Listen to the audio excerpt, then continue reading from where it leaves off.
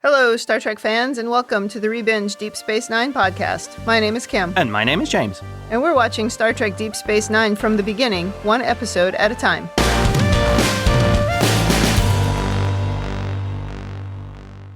Welcome back to the podcast. Today we are on Season 2, Episode 16, entitled Shadowplay. This episode aired February 20th, 1994. Before we start into Shadowplay, anything to say about the previous podcast? No, it was perfect. Well, we just recorded it yesterday, so it is fresh in my mind. Yes. Because we got a little jammed up due to various circumstances. I have an additional conspiracy theory about Miles. Okay. Seeing as I'm on a roll with these things. Going back to the Rutledge, you remember he said that when he was on the planet, he fixed the transporter and they beamed up 13 guys. And Yes. You said, what about the women? And you also said, maybe he got the tactical position because that became open. He beamed up 13 guys because the 14th person was actually the tactical officer and was a woman. And he left her behind, thus opening a spot on the Rutledge for a tactical officer, which he took. Miles is very devious. That does not seem like Miles. Oh, no. That's terrible. That was his plan all along. Brilliant.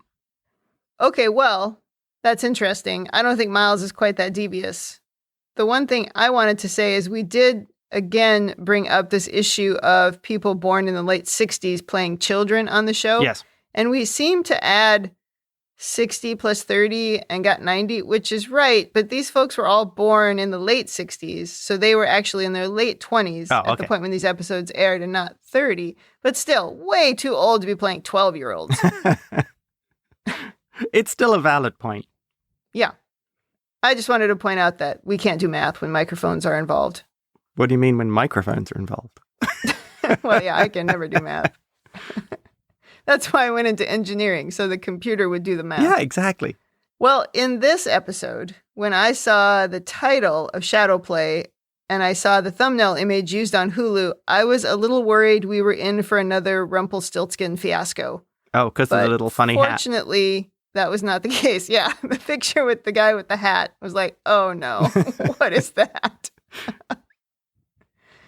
All right, well, are you ready to start? Well, before we start, fortunately, it is not a Rumpelstiltskin episode. No Rumpelstiltskin involved in this episode. In the cold open, Dax is on her way to investigate an unusual particle field on the other side of the wormhole, and Odo is riding along hoping to find clues to his origins.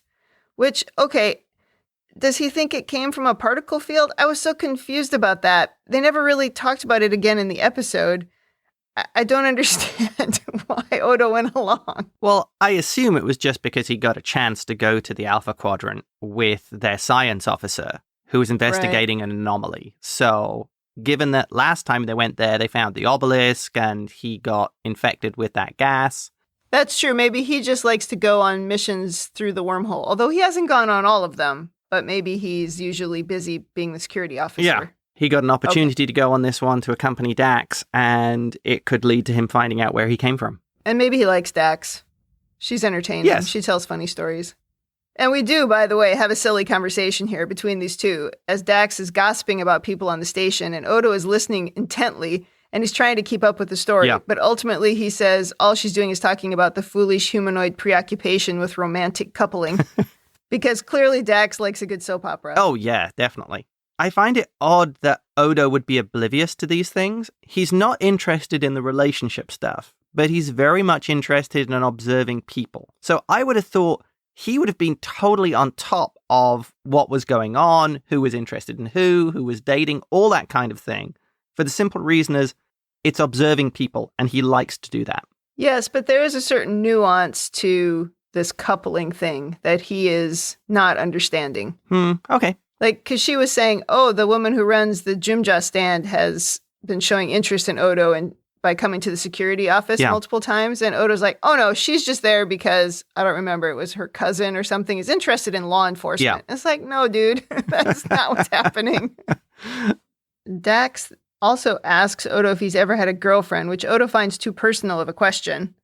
And I don't know. I don't think I want to figure out how all that would work with Odo. That's too much detail for me.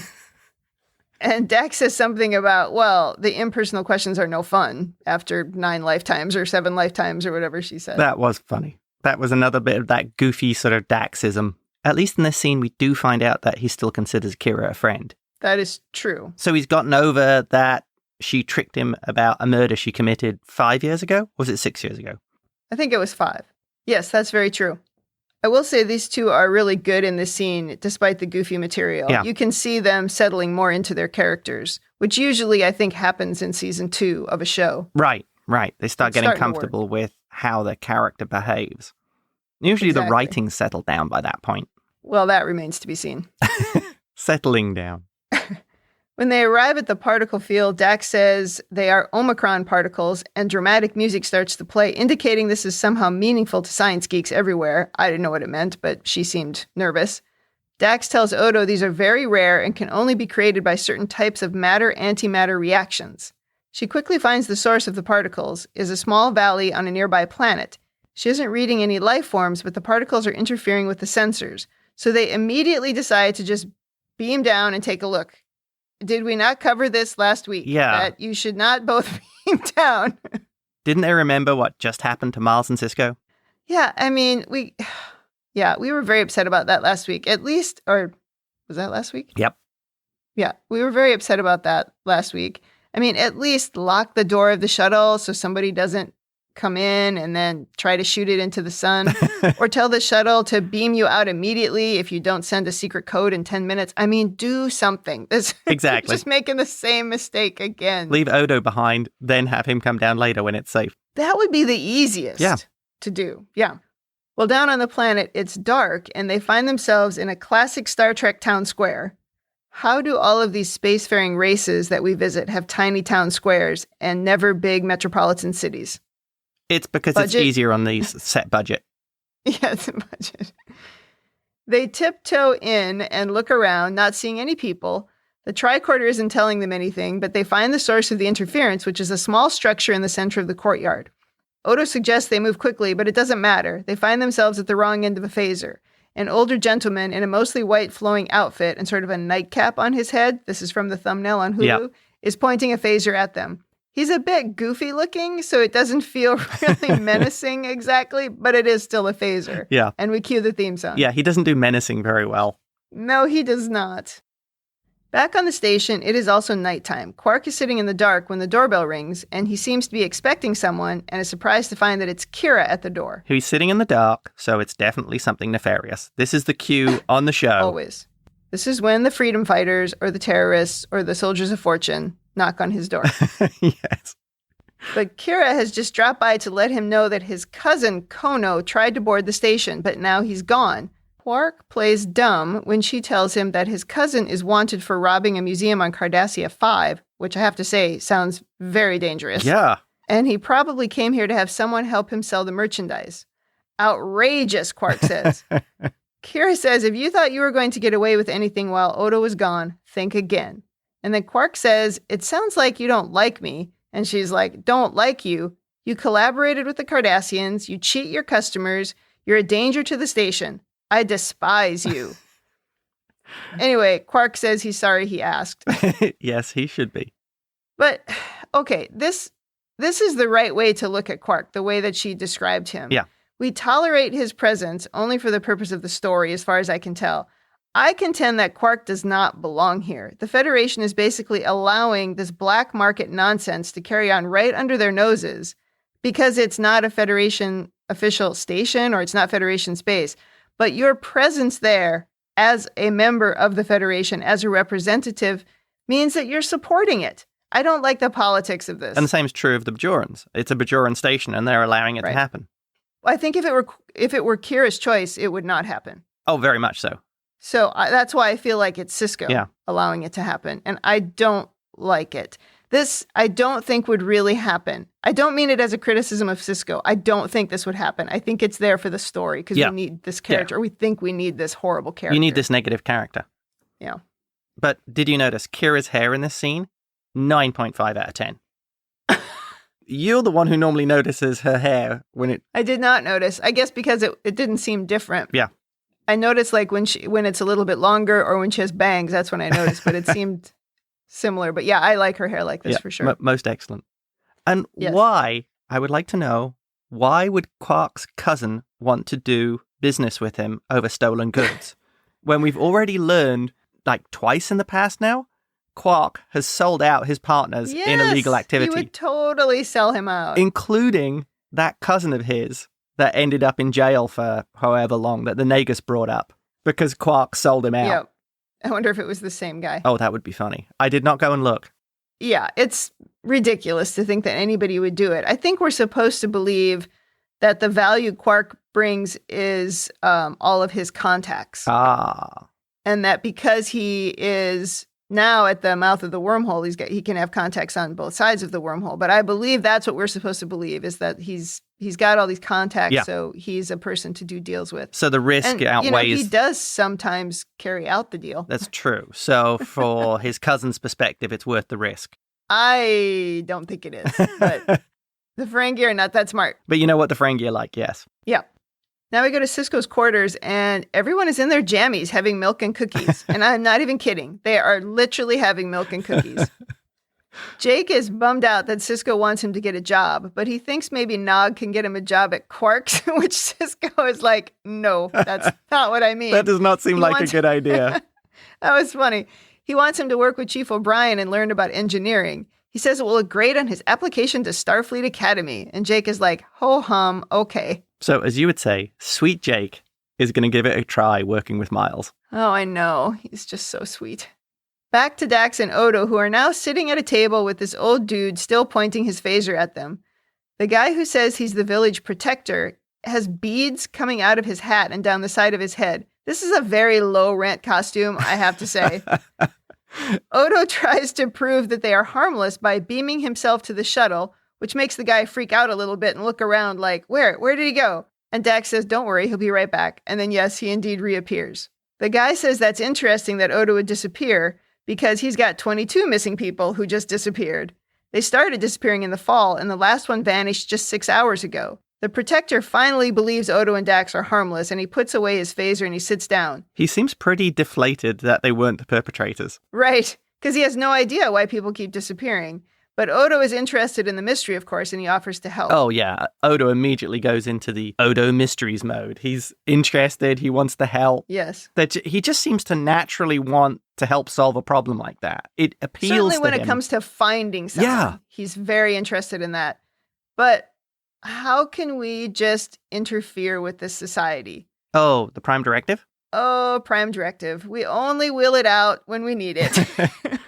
I mean, Odo can do what he wants, but Dax is there. Yeah, well, there's no indication that this society has warp technology. None. You could argue that as they had this antimatter reactor and they appeared to be a colony on a planet that they hadn't naturally evolved from. Right. So you could make the argument that they must have been dropped off there maybe, and they had advanced technology. So even though you didn't see a ship immediately in the vicinity or there, they were warp capable, or they knew there was a larger universe out there.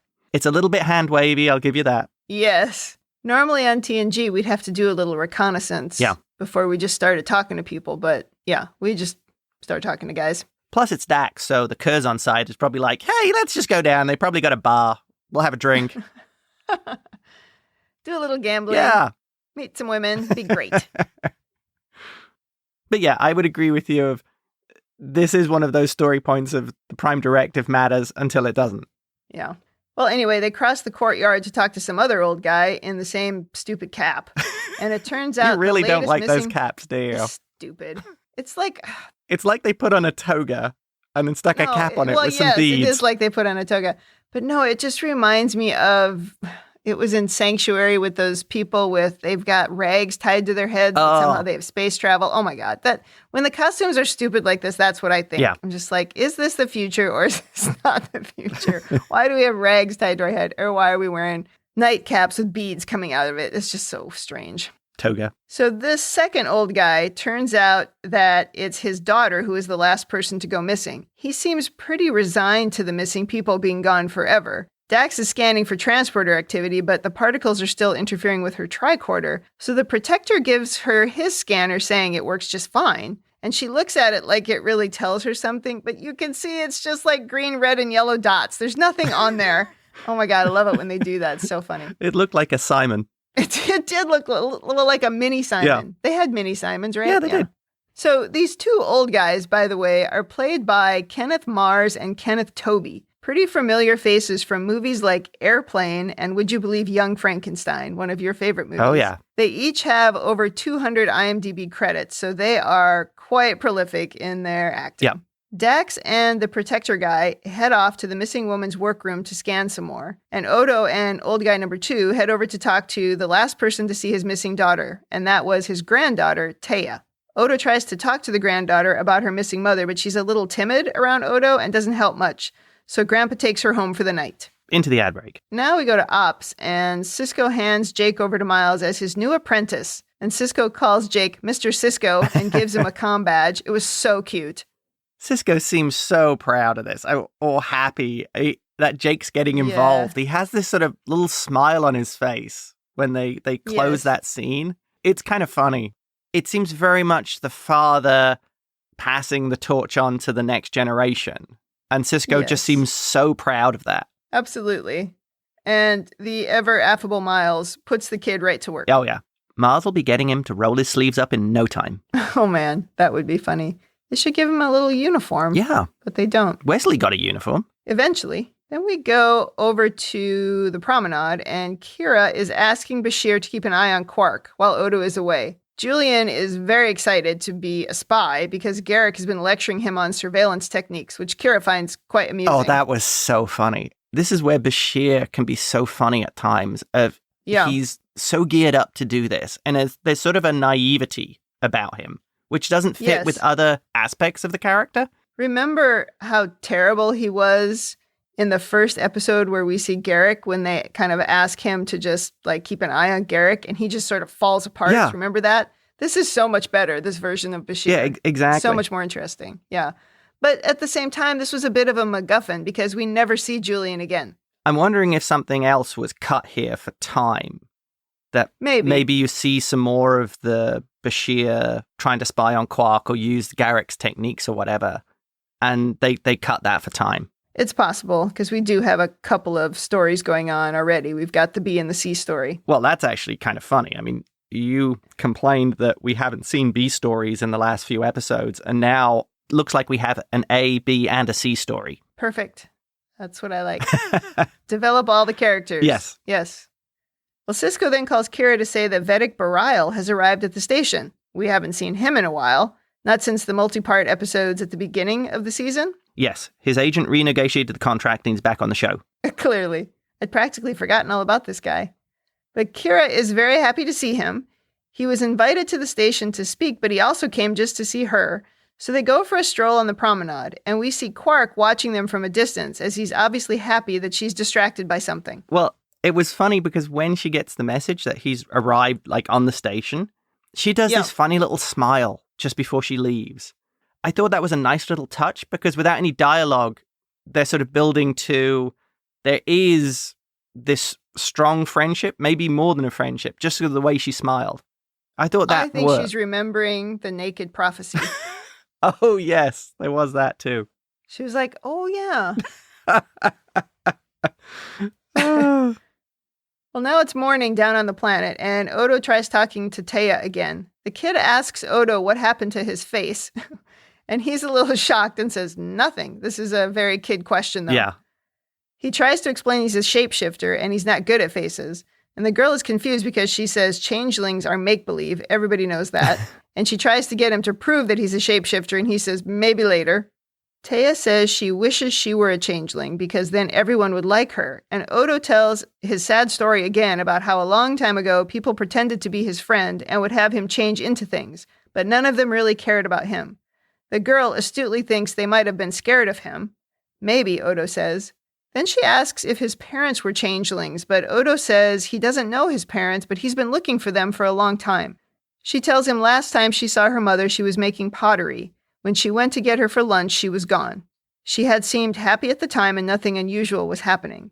And then he asks her if her mom has ever gone on a trip before, but the girl says they never leave the valley. Everything they need is right here. Oh, no. They've been reading the Book of Elixis.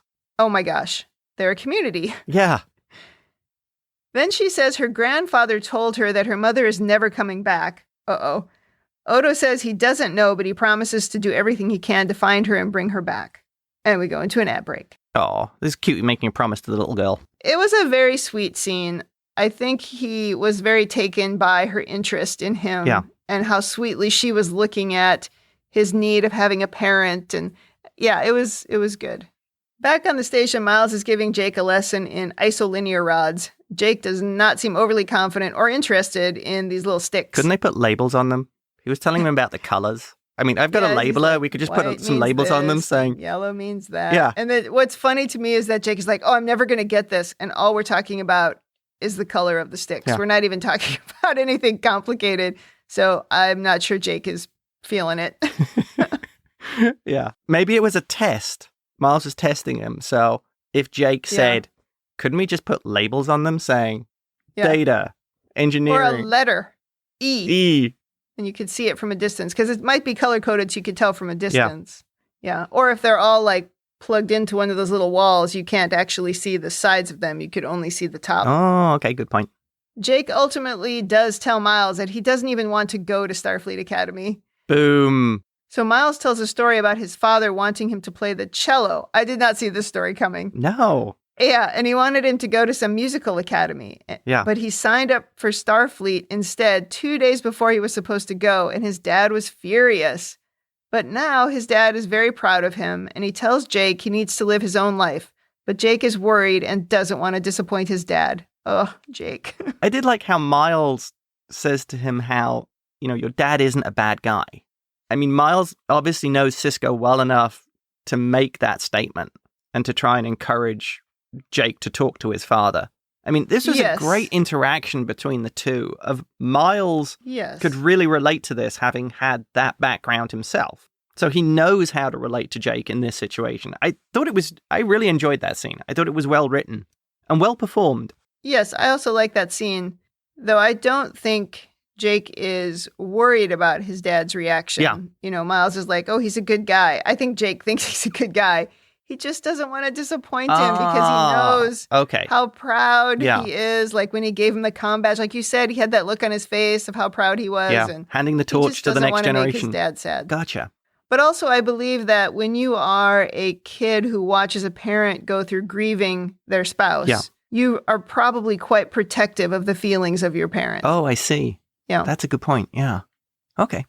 Now, Kira and Vedek Bareil are discussing a speech that he gave, I think in the chapel is where they came out of. And they start arguing about a prophecy because she completely disagrees with him, and it's all very flirtatious and cute. I like how we see the very passionate Kira here. I mean, we see that very determined side of her, where she's like, she passionately disagrees with his interpretation. I actually would have quite liked for them to have that discussion. Yeah. I think that could have been interesting to hear because we know she's devout, but we don't really know what she believes. Yeah. We don't dig into that too much. I think they want to not be overly religious on the show and on most shows because they don't want to alienate an audience. But this is a made-up religion. Oh, because people would start to interpret it and say, oh, they really mean this, don't they? I guess so. But I would love to hear any kind of philosophical conversation. It doesn't have to be about religion. Yeah. But I just feel like that we would learn more about Kira in that case. And it would also explain some of her actions at times. Right. But we don't get that, which is too bad. Well, we also hinted earlier how she initially was impressed with the religious devotion of Vedek Wynn. Yes, because she seemed to not have any doubts. Yeah. And she followed her convictions all the time.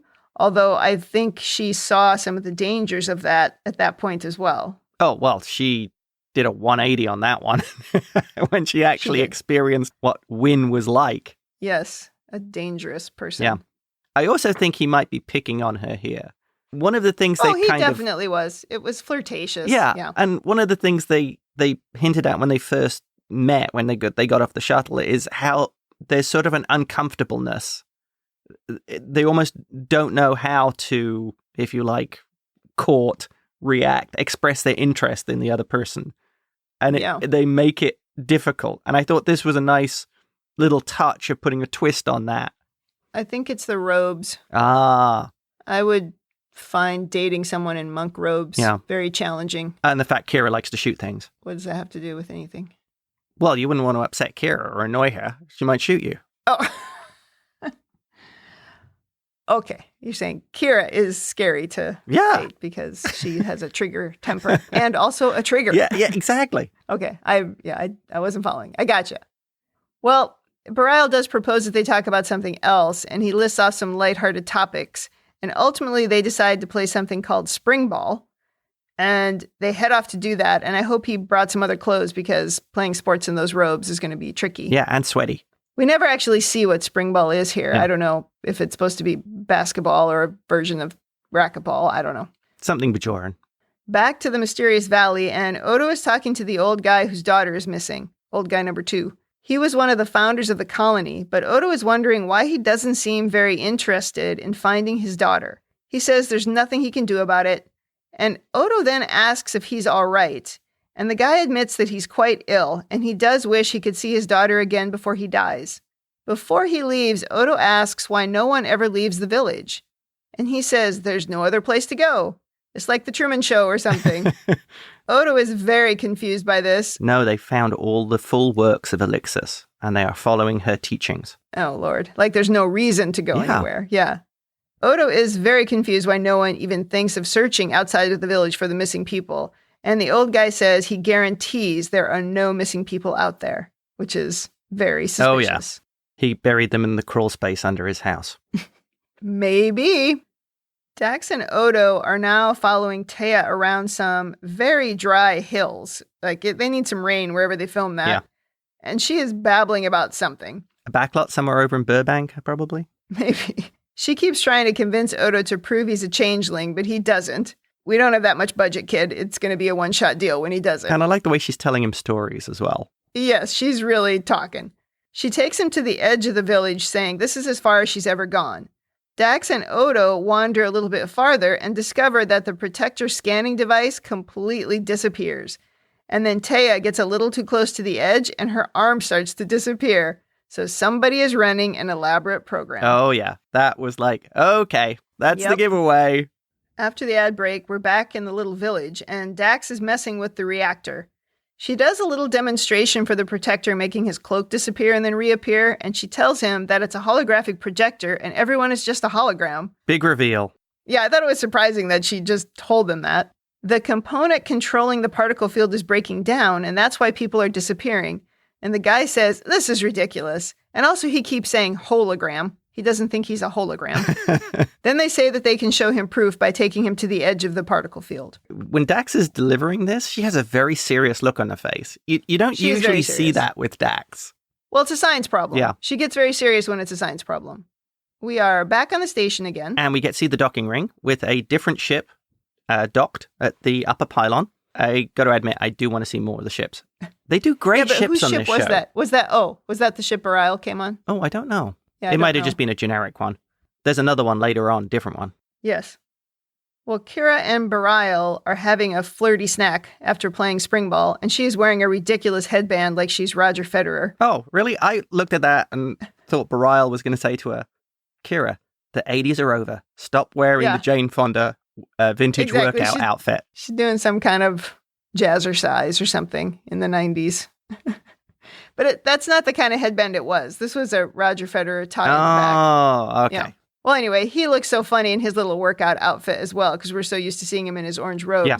But as they clear the dinner table, they bump into each other and start making out, which was very funny, very TV.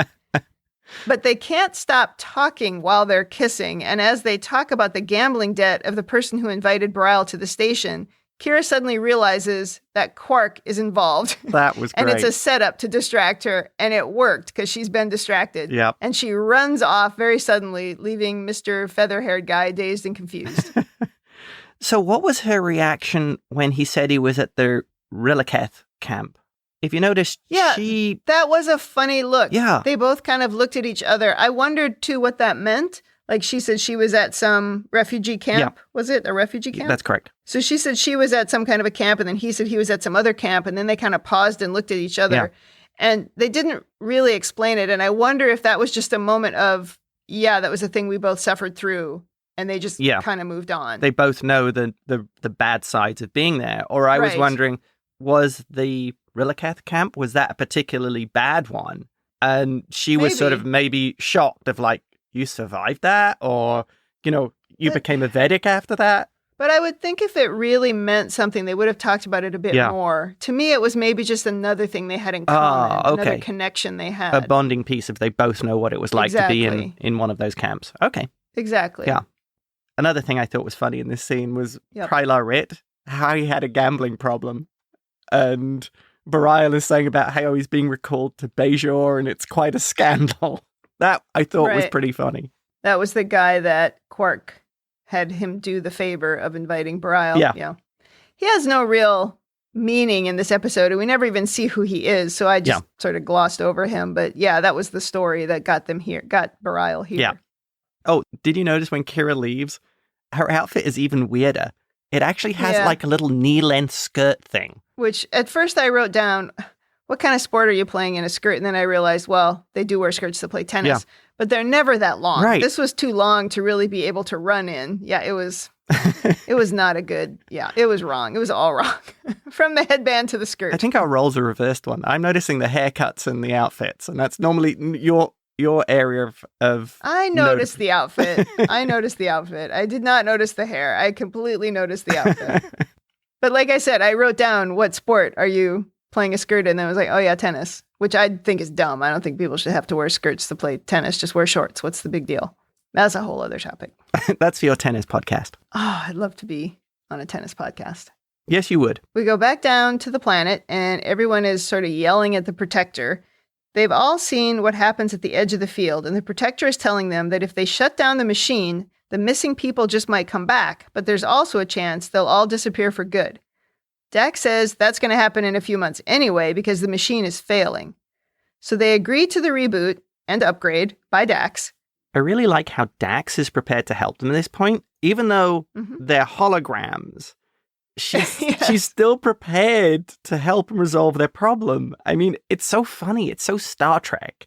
If she has empathy with these beings who aren't, by their standards, actually real. That's true. She has no way of knowing which ones of them are real, if any. Yeah. Because she said her tricorder doesn't work. Right. And their scanner is certainly not going to show it's going to show them all as real. Okay. Yeah. That's a good point. But I also think it's a science problem, and she wants to fix a science problem. Oh, yes. Of course, there is that. Well, before she presses the button to do the reboot, Taya tells Odo his face isn't so scary once you get used to it, which Odo seems to like. So Dax does her reboot, and everything disappears, except for the reactor. Oh yeah, and of course, the oldest guy number 2. Taya's grandfather. A shocker. He says the Dominion took over his homeworld and changed their whole way of life, so he left that planet and recreated everything he lost, and he's lived here for nearly 30 years. He asks to be taken back to his original planet, but Odo is like, but what about Taya? Which... that was awesome. That was like such a great moment. I mean, Odo is very logical here, though. The old guy says she's not real, and Odo says, who's to say our definition of life is the only valid one? Her memories exist. If you asked her, she'd say she was real. And the guy is like, but it's all an illusion. And Odo says, you created the village 30 years ago, and Taya is only 10, so you had nothing to do with her creation, just like a real child. They ask why he cared about the child, even though she's a hologram, and he says because he loves her. So Odo says, see, she's real to you, she's real to me. They're all real. Yeah. Don't turn your back on them now. Odo is very logical here. I mean, these holograms, they think they're real. They demonstrate an independent level of thinking and behavior. It's funny because Voyager expands upon this in a few years with the Doctor becoming, truly a sentient being. And we're seeing the same kind of thing here. I mean, we've seen it on The Next Generation with Moriarty. And I like the way there's sort of this... in a bad way. Yeah, in a bad way. And I like the way we're seeing this sort of progression here of the holograms becoming self-aware or becoming AIs in their own right. Yes. It's very interesting. I like the way he just said, that's not a thing you created, the kid. Yeah. The kid was sort of created within the program, and we can't define if that's life or not life. I don't know. We've certainly had a lot of conversations about sentience from holograms. So this was a little different. Yeah. And it's interesting stepping back because we've had Voyager, obviously, where it was a hologram was a major character. True. And that is later. Yeah. Back on the station, Jake comes home from working with Chief O'Brien and manages to tell his dad that he doesn't want to join Starfleet. Oh, this was a very conflicted Jake. Yeah. He says Starfleet is too much like his dad and he needs to find something more like him. And because Sisko is the greatest dad in the history of Star Trek and TV in general, he says, it's your life, Jake. You have to choose your own way. There's only one thing I want for you. That's for you to find something you love and to do it the best that you can. And Jake heads off to study, happy that he finally told his dad the truth. I will say Jake's awfully smart for a 15-year-old. Oh my gosh, these two. I guess they're smarter in the future or something. Yeah, well, that is what we're supposed to believe. Sisko as well at the same time is such a great positive father figure. I mean, he's the greatest. Both understanding and supportive of the son. And he understands what Jake is really telling him. It's a very idealized relationship, but that's supposed to be a part of Star Trek. Right. Absolutely. And it's really nice to see. Oh, I know. These two, they just break your heart. Yes. They're just too amazing. Well, now we go to Quark's, and Kira arrives back in full uniform. She's given up the tennis skirt and the headband. I'd like to ask, where is Morn? I have been searching for Morn, and I have not seen him for several episodes, and he was not in the bar. Yeah. I hope he's okay. I think he'll be back. So Kira tells Quark she thought he'd like to know they caught his cousin trying to slip back onto the station again. And guess what? This time they managed to confiscate the stolen stuff from the museum. Then she thanks him for inviting Bareil on the station, saying she found him very diverting. And she heads off arm in arm with Bareil. And Quark says, not diverting enough. Oh, his little plan completely failed. It almost worked. Oh, and when Kira walks away, that swagger. She's got that straight back walk again. Yeah. It's like she should be a Starfleet captain with that kind of swagger. It's just priceless. 100%. Yeah. She's in command. She's in her element. It's a little like Anson Mount and Pike on Discovery. Oh, yes. Yeah. Dax is ready to turn the reactor back on. The old guy asks that they don't reveal he's not a hologram to the others, and they agree. She hits the button, and everything comes back, even Taya's mom, which makes Odo very happy. Yes. The Protector says, we'll just have to get used to being holograms. Hologram. Which is my favorite line. Yes, you will. Then he wonders who created them, and Odo says, well, whoever it was, they did a fine job. Oh. Something has actually touched his cold, non-existent heart. Yes. And Taya tells Odo her mother is back, and then says that she'll miss him. And Odo says he'll miss her too. She thanks him and says she hopes he finds his parents as well, which is so sweet. Yeah. He says, thank you, so do I. And then he heads off to leave with Dax, but before he goes, he owes her a Changeling episode. He twirls around and turns himself into a colorful spinning top, and Taya claps in delight, and then they beam away. It's very cute. That was a very nice touch. The end. A good ending. A very nice ending. All right, so what is your over-analysis of this episode? Oh, yes. There's lots of stuff to talk about here. I think I will start with, I'm amazed Quark actually was able to do some strategic planning for a change. Failed. It failed. But he tried. Yeah. He leveraged a gambling debt to bring Vedek Bareil onto the station to distract Kira while Odo is away. I mean, that's surprisingly smart for Quark. Yeah. It failed, which is typical of Quark, but it's the first time I think we've seen him thinking this far ahead. Yeah, I waffle a little bit between it was kind of a narrow-minded view to think that just bringing a boy on board to distract the girl was going to be enough for him to get away with something. I waffle between it's like, well, that is maybe the way that a Ferengi would see it. Yeah. Because they don't necessarily understand women. Well, Ferengi are totally distracted by a pretty face. Look how stupid Quark is. Exactly. But I waffled between that and, well, it almost worked. And I have to say, if it had worked, I would have really complained about it in the Women in the Future section. But fortunately, it failed. So how do you think he came by this information that Kira was interested in Bareil? Do you think there are rumors about it? I'm guessing there's rumors. Yeah. People tell him things in the bar, right? He's always trying to pull info out. Yeah. You know who probably told him was probably Morn. He seems like a gossip. Morn heard from the Dax. Vedek. Who's the who heard biggest it from gossip. Dax. Oh, yeah. Yeah.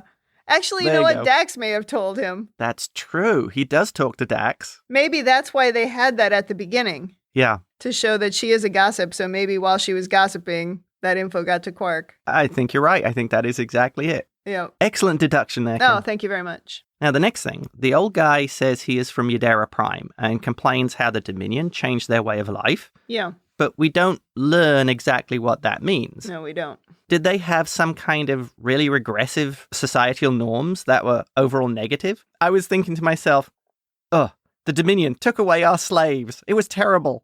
Like, Oh, they man. forced equality on us. The Skria enjoyed being farmers. Well, we don't really know. Yeah. There's no explanation for what actually had happened or what's it like on that planet that he came from. You have to make a leap on your Yeah. own. I mean, I wonder if it was just that the guy didn't like change. That's entirely possible. Because we never learned whether it was good or bad change. Oh, that's true. Yeah. I mean, from the Skria's perspective, when the Dominion turned up and basically freed them, that was probably a net positive. Well, they didn't say that the Dominion turned up and freed them. What they said was they were able to escape when the Dominion conquered whoever those other people were who were enslaving them. Oh, I took that as a more positive, but that's true. She used the word escape. Yeah. I just listened to that podcast this morning. Yeah. Okay. I will accept that. So, yeah, we don't learn a lot about him. No, I wish we had learned more. It would have been nice to know. Yeah. Yeah. But I'm taking his society was negative and the Dominion actually did something positive. Okay. Fair enough. Taya is so cute. She's adorable. Absolutely. The character and the actress did a great job at just, making that little girl seem so real. And I thought the relationship with Odo was so well done there. It was. It gave him a little bit more humanity. I think it's building on this, giving him an appreciation of human emotions, which at the start, it showed him sort of struggling with it and having that, I don't understand these strange human rules of attraction and liking people and things like that. Yep. But with Taya, it was showing how there was sort of this innocent friendship. Right. She could be nice to him for no other reason than she was just a nice little girl. Right. And it wasn't that she wanted to see him do tricks or whatever. And he returned sort of the favor, as it were, by doing a trick for her. By showing a trick, yeah. Yeah, and he did that trick of turning into the spinning top was important because he did it by his own choice because he liked the little girl. Right. I thought that was expanding Odo's character in his just ability to understand humanity. Well, I think they were making a point of when he told his same old sad story that we've heard before, that they weren't really his friends, the people who wanted him to turn into things like a chair. He always says he turned into a chair, which is like, really? That's the most interesting thing you could do. But anyway, I think at some point in this episode, he started to feel like she was actually able to care about him without that. Right. And she didn't even necessarily believe that he was a changeling until the very end. Yeah. And when she said, I hope you find your parents, I think that was the turning point where he was just like, oh, man. Oh, yeah, exactly. Yeah. Right. That was good. It was very cute. I did like that one. And possibly finally. Mm-hmm. So Quark's cousin stole some artifacts from Cardassia 5. Mm. Why would the Bajorans really care about somebody stealing stuff from Cardassia? I mean, the Cardassians are awful. I mean, they stole lots of stuff from Bajor that we know of. They stole all but one of their orbs. I'll tell you why they care. Why's that? They don't want anyone trafficking stolen Cardassian goods in Bajoran space because that is going to expose them to the risk of retaliation from the Cardassians. Excellent point. I'm all over this episode today.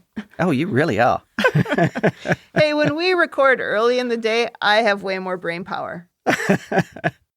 I was wondering if these artifacts might have actually been Bajoran in the first place. Well, there is that possibility. I thought about that too. Like how the Nazis stole all of the Jewish artwork. Treasures, all sorts of things, yeah. That's a possibility. So maybe that's why they were interested in it. Yeah. Well, it would be great. They got them back basically for free. Right.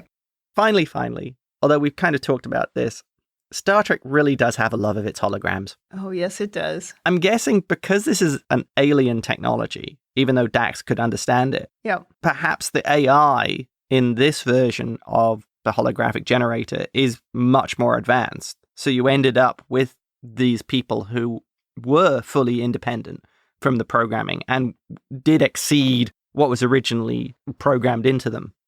Right. I just kind of like it because this is a step towards the Doctor in Voyager. Right. It is. Who is one of my favorite characters.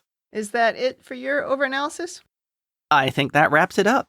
Well, in my overanalysis notes, I did write down that I was happy we had a B story. Not a big one, but still. Actually, we had, like we said, we had a B and a C with Jake as well. Yeah. But we kind of needed it because the main story with the holograms, it wasn't too deep. So they needed another thing going on. Although, like I said last week, Sanctuary could have absolutely benefited from a B story because that episode was quite shallow as well. That was on a different level. The topic of that story, that refugees looking for a home, that's a serious, dramatic story. Yeah. But they didn't tell a serious, dramatic story. They told a light, shallow story. So they could have either gone deeper and darker, like we said last week, or added a B story, but I was happy we had a B story here. It was nice to have a B story. This did remind me of the Next Gen episode, The Survivors. Did you see that one?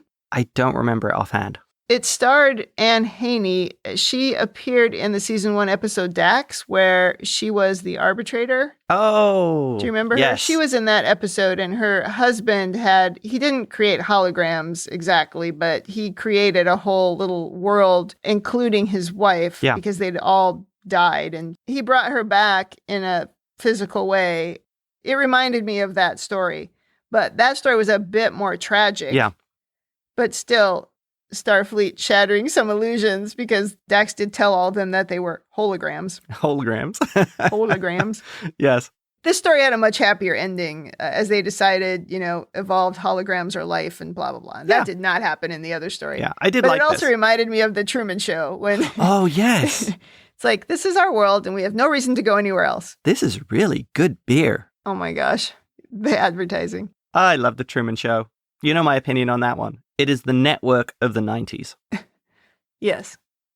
They also left some things dangling that was a little disappointing. Like, why did Odo go along on this trip? They never explained it. And what about Bashir spying on Quark? I mean, that could have been fun. So they left some loose ends. Mm-hmm. But yeah. Yeah, I wonder if there is something left on a cutting room floor of a Bashir scene with him trying to spy on Quark. Yeah. If you had the time, that could actually be a funny comedic element in there. Of Bashir just really not being able to do it and Quark actually trolling him. Yes. Well, if we go to women in the future, Kira gets a boyfriend and catches Quark. Yep. I'm not sure she needs a boyfriend, but he does at least seem to like and respect her, so I'll allow it. He has a job too. He does have a job. That's true. I also appreciate that Dax was just doing her job. Although Dax as a gossip is a little annoying, but I do think that's just a character trait that they keep playing on. So I think I'll allow that too, because she did talk about how stuff that's not personal is boring after 7 lifetimes. So I guess it makes sense that she would be digging a little bit deeper. In reality, I feel like the opposite would be true. Really? Like you would maybe have less and less interest in the intricacies of human and humanoid, I guess, relationships. Yeah. And you would have vast interest in many other things, like maybe anthropologically or something, at a higher level. Yeah. Oh, at more of a scientific level of analysis of exactly of the rituals of organic coupling. Exactly. As Odo might describe it.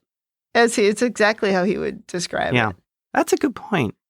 But also, I think Dax is a younger individual now. So, maybe that side of her is influencing the Dax symbiont. Right. Yeah, that could be. So sort of Jadzia likes the soap opera aspects, and that's what's coming out here. Well, but if that's the case, then it's like, okay, well then we are maybe doing something because she's female, like making her interested in gossip, which... that is a more negative interpretation, yeah. It is a more negative interpretation, and I have to tell you, I work with a lot of male gossips, or have worked with a lot of male gossips in my lifetime, so that is not a distinct female trait. Oh, some of the biggest gossips I've known were the guys. in the companies I've worked at. Absolutely. That's actually pretty funny. Outside of HR, it was usually guys you wanted to talk to. To get the dirt. To get the dirt, yeah. I think the only other thing I would say here in this category is there's a disappointing lack of female characters in the hologram world. I'm going to say hologram now instead of hologram all the time. But there were no female characters. There were these two old white guys. One of those two characters could have been a woman. Well, maybe the developer could only do white guys. I can only do old white guys. So, the village is pretty much going to be full of them. It was a very white valley of people, which also might explain what he was saying when they ruined his perfect little world on the other planet. Oh, that's brutal. Well, we don't know. We didn't get enough info. Yeah. I hate to condemn people when I don't have info, so I don't know. That's a reach. But would have liked to have seen another female character is all I'm saying, apart from just the little girl. But the little girl was amazing. Yeah, just adorable. Okay, that is all I have. How about rating? Thumbs up, thumbs down, or thumbs neutral? I'm going thumbs up. It was a very enjoyable Star Trek episode. You had 3 individual little plots going on. You advanced the characters. It was overall very enjoyable. Great episode. I don't think it was a great episode, but I also give it a thumbs up. I found it quite enjoyable. I feel like I've already explained the things that I like, so I don't want to repeat, but I liked it. I'll give it a thumbs up. It's even one I would say when we talk about rewatchability, I think it's got some rewatchability. Yes. I'd probably watch it again. Oh yeah. Having rewatched it, yeah, I would agree. Yes, you've already done that. Okay, well, that is it for Season 2, Episode 16. Come back next week for Episode 17. And I don't think I'll have any more Miles conspiracy theories. You're out? Yeah. You're done? Yeah, from this one, yeah. Good. In the meantime, if you'd like to tell us your own overanalysis of this or any episode, or if you just want to say something nice, please email us at rebingeit@gmail.com or tweet us at rebingeit. Also, check us out on talkthroughmedia.com. You can leave feedback for us there and listen to all of our other awesome podcasts. Thanks for joining us on the Rebinge Deep Space Nine podcast. That's it for me. And that's it from me.